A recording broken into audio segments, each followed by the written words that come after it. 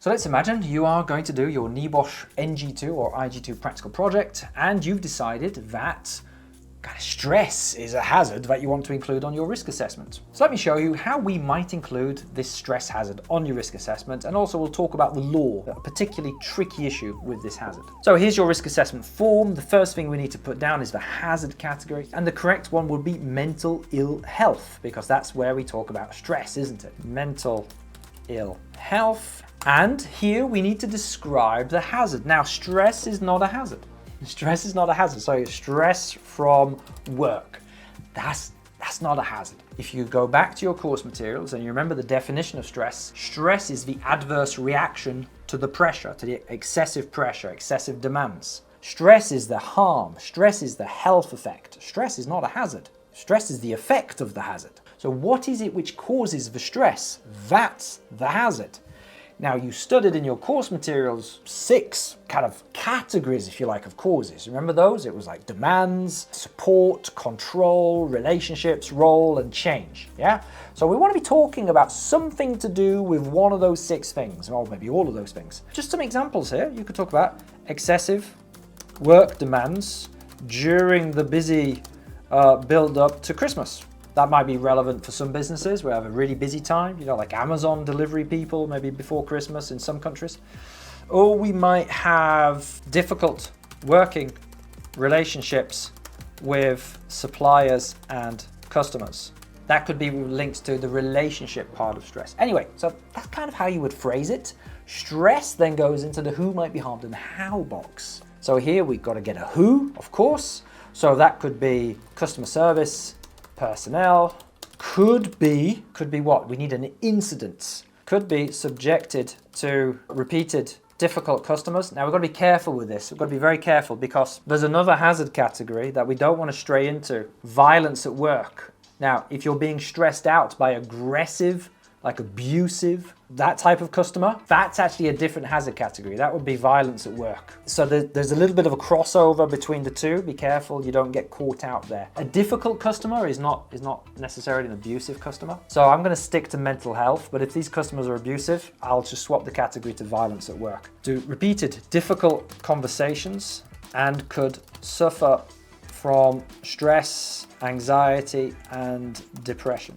There we go. I think there we've got a who, we've got an incident, we've got a harm, so the how's covered. Now in your course materials, there are a range of different things that you can do to solve this particular problem. Here it's about difficult working relationships, so refer to your course materials to see what are we already doing.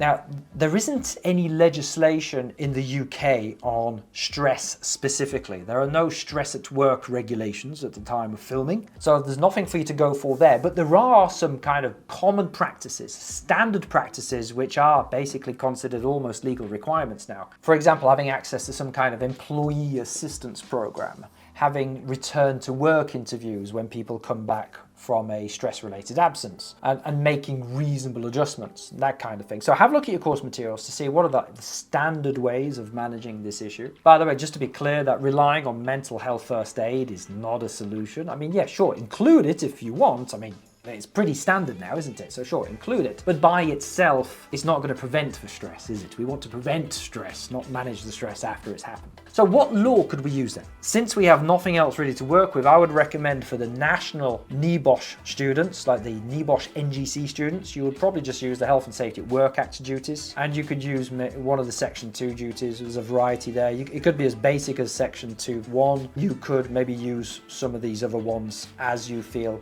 appropriate. When we do our specific legal arguments section here, you're going to have to use a legal duty, and there just really isn't anything specific. So maybe use Health and Safety at Work Act. You could also potentially use the Management of Health and Safety at Work regulations as well, depending on what the action is that you're recommending. If you're an international student doing the International NEBOSH General Certificate, the IGC as we call it, then again, there's no ILO convention on stress or mental health really. Depending on your industry, you might find a code of practice for your industry, which mentions what we call psychosocial stuff. So here's the Safety and Health in Construction code of practice. So if you work in construction, you could use this.